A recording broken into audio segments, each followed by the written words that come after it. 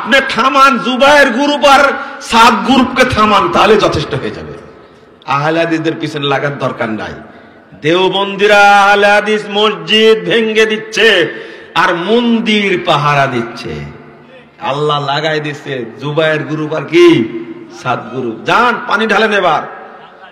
কাকরাইল মসজিদ দখল করেছে সাদ গ্রুপ, আর সোহরাওয়ার্দী উদ্যান দখল করেছে জুবায়ের গ্রুপ। লাগ ভেলকি লাগ, চোখে মুখে লাগ। আপনি যাবেন কোথায়? এইগুলো থামান আগে। আহলে হাদিসদের পিছনে কেন?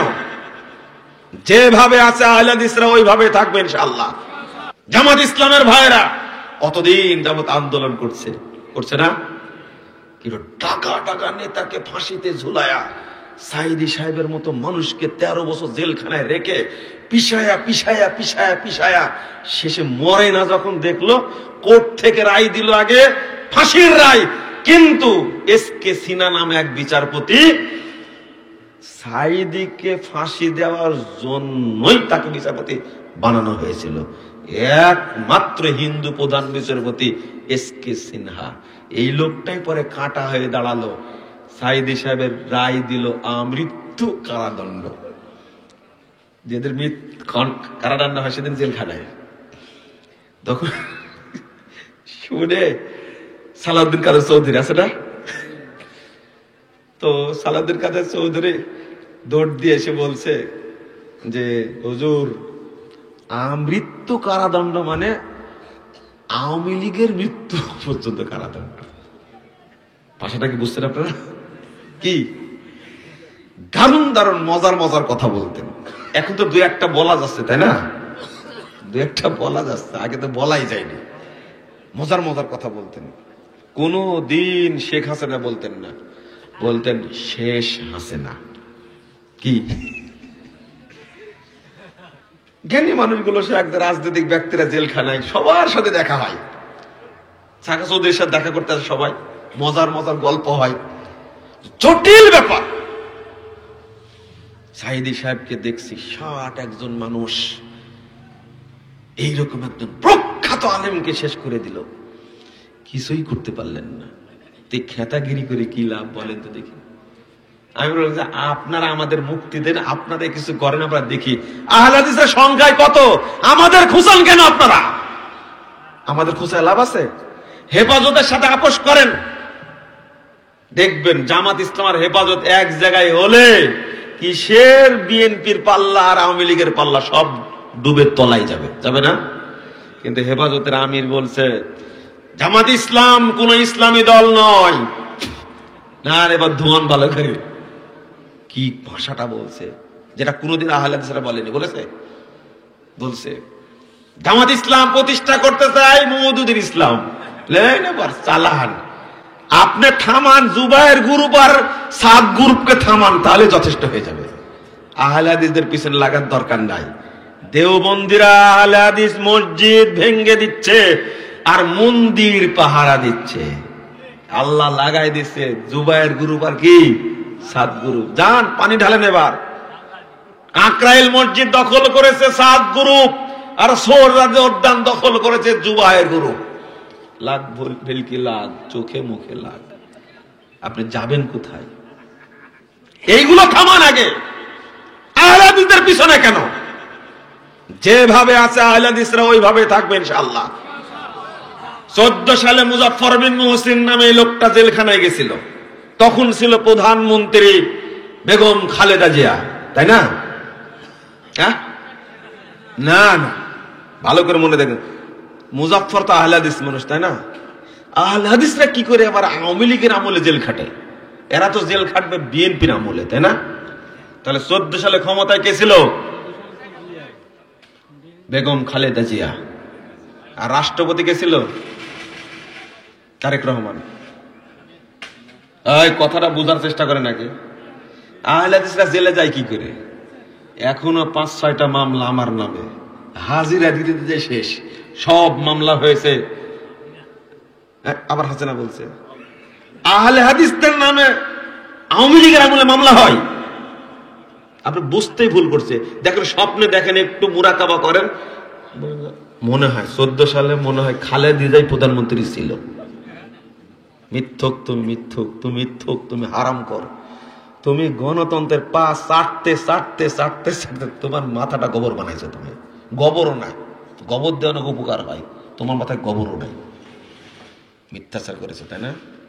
সাইদি সাহেব আমার কাছে পত্র লিখেছিলেন 13 সালের 25শে ডিসেম্বর, ভুল সংশোধনে সফলতা আছে, ব্যর্থতা নেই, লজ্জারও কিছু নেই। এই শিরোনাম লোড নিতে পারোনি তুমি, তোমার ওযু নষ্ট হয়ে গেছে। এই শিরোনামটা কি? আমি দিয়েছি শিরোনাম? মিথ্যুক প্রচার করলো না, কোনো পত্র লেখেনি মুজাফফর বিন মহসিন। মহসিনের কাছে পত্র লিখবে কেমনে সাইদি সাহেব? দেখাই হয়নি তার সাথে। মিথ্যা কথা একটা বললে ওইটাকে ঢাকার জন্য আরো কয়টা বলা লাগে? আরো 100টা বলা। গই বলছে কায়দা এটা, তাই না? তৌবা তৌবা, নাউজুবিল্লাহ। মুজাফফর বিন মহসিন এত বড় অপরাধ করলো, পত্র তো লিখছেন সাইদি সাহেব। আপনার এত অহংকার কেন? জাল হাদিসের কবল রাসূল সাল্লাল্লাহু আলাইহি ওয়াসাল্লাম সালাত বইটি 3 বার পড়ে আমার কাছে 9 পৃষ্ঠার পত্র লিখেছেন। আমি শুধু একবার বলেছিলাম, তাই আপনার উপরে মিথ্যাচার করেছেন। এই শিরোনামটাই বিপ্লব।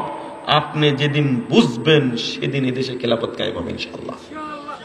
এটা বিপ্লব, এটাই বিপ্লব। আপনি ভুল বুঝছেন, আপনার হৃদয়ের মধ্যে ঢোকার কথা এটা।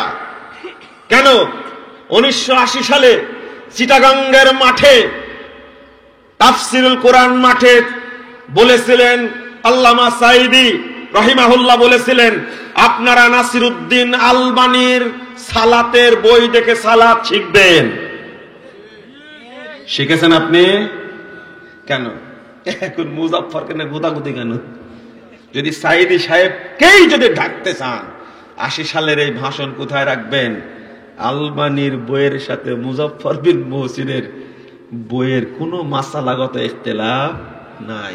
তুমি তো 80 সালেই বলেছেন, আপনি পড়েননি কেন? ব্যর্থ আপনি, আপনি হতভাগা। আপনার আজ পর্যন্ত রাসূলের তরিকায় সালাত পড়ার সুযোগ হয়নি। সারা বাংলাদেশের মানুষকে বলেছেন, ও মুসলিম ভাইরা, আপনারা নির্ভরযোগ্য বই, এই যুগের শ্রেষ্ঠ মুহাদ্দিস আল্লামা নাসিরউদ্দিন আলবানী রাহিমাহুল্লাহর সিফাতুস সালাত, রাসূলুল্লাহর সালাত নামে বইটা আপনারা পড়বেন। আপনি পড়েননি কেন? আপনি পড়েননি কেন? 80 সালে বলেছেন, গেছে ওইদিকে 21 বছর, আজকে যাচ্ছে 24 বছর। কয় বছর হলো? আপনি আজও পড়েননি। দোষ কি আমার? আমাকে দোষ দিচ্ছেন কেন আপনি? আহলে হাদিসদের কাজ অটক থাকা। ক্ষমতা কে দেওয়ার মালিক? আচ্ছা, ইউনূস সাহেব কতদিন যাবত রাজনৈতিক দল করছেন? করেছে একদিনও? ঢুকে না কেন আপনাদের মাথায়? একদিনও ইউনূস সাহেবের রাজনৈতিক দল ছিল না। নাগরিক পার্টি করেছিলেন বহুদিন আগে, ওটাও মনে আছে আমার। ফখরুদ্দিনের সময়ে কয়েকদিন পরে তিনি এটাকে ভ্যানিশ করে দিয়েছেন, মনে আছে আপনাদের? ঘোড়ার ডিম পড়েন আপনারা। শেষ। কোনদিন রাজনৈতিক দলে ছিল না। এই লোকটাকে কে বসালো? ধরে নিয়ে এসে বসাচ্ছেন আপনারা, তাই না? ধরে নিয়ে বসাচ্ছে। কে বসালো এটা? ওই উপর থেকে ফায়সালা। কোথায় থেকে? এ আসিফ আর নাহিদ। রাষ্ট্র কারা চালাচ্ছে? ইউনূস সাহেব চালাচ্ছে না এরা চালাচ্ছে? এই শারজিত আর হাসনাত। জানতো খালি একটা কথা বলে দেখেন আপনার কাপড় থাকে কিনা। বলেন যে ইউনূস সরকারকে আমি নামাবো, খালি মাঠে নেমে দেখেন আপনার মাথার চুল থাকবে না, খুলিও থাকবে না মাথা। কে করেন এগুলো? আপনি এটা বুঝেন না কেন এখন পর্যন্ত? কে বসাইছে? আল্লাহ। অন্তত আপনি দোয়া করেন, আল্লাহ তুমি একজনকে বসাও। ইউনূস সাহেবও জানেন তা। ও পদ্মা নদীতে ফেলে দেবে হাসানা, এই নিয়ে চিন্তায় ব্যস্ত। কখন জেলখানা ঢোকাবে এই নিয়ে চিন্তায় ব্যস্ত। সে তো স্বপ্নেও দেখেনি। ডক্টর ইউনূস সাহেব তিনি সাক্ষাৎকারে বলছেন, আমাকে জেলখানা নিতে চেয়েছিল, কিন্তু আল্লাহ আমাকে নিয়ে আসছে কি বঙ্গভবনে। চিন্তা করতে পারছেন? কেমনে বলছেন? এটা কে করেন? এই বিশ্বাসটা অন্তত করেন। আর কথা মনে করে যে সামনে তো ক্ষমতায় আমরা আসছি, তাই না? খুব মনে করছেন, নাও তো আসতে পারেন, তাই না? নাও তো আসতে পারেন নাকি? আচ্ছা ভাই, বুঝেন না কেন ভাই? আপনার তো বুঝতে হবে ফায়সালা কার পক্ষ থেকে হয়। এই আসিফ আর নাহিদ এরা কোনদিন রাজনীতি করেছে? কোন ছাত্র দল করেছে? ছাত্রলীগ করেছে, ক্ষমতা তারা চালায় কি করে? কানে ধরে ঘোরাচ্ছে গোটা দেশ, থর থর কাঁপছে।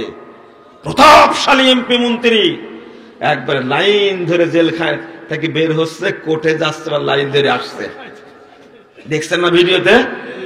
কেন? যমুনা টিভি সেট করে রাখছে সব কিছু। আপনি ভাবতে পারেন কারা করাচ্ছে? সাবধান, আল্লাহর প্রতি বিশ্বাস করেন। আল্লাহ তুমি আমাদেরকে একদম তাওহীদ পন্থী নেতা দান করো, বলেন আমিন। কবুল একদিন হবে, কিন্তু আপনাদের হৃদয়ের দোয়া আল্লাহ কবুল করছে না, কারণ আপনাদের মধ্যে শিরকি আকীদা, কুফরি আকীদা, ফাসিকি আকীদা, তাগুতি আকীদা আপনাদের মধ্যে বুদবুদ করছে। আল্লাহ তুমি আমাদের বোঝার তৌফিক দান করো, আমিন ইয়া রাব্বাল আলামিন।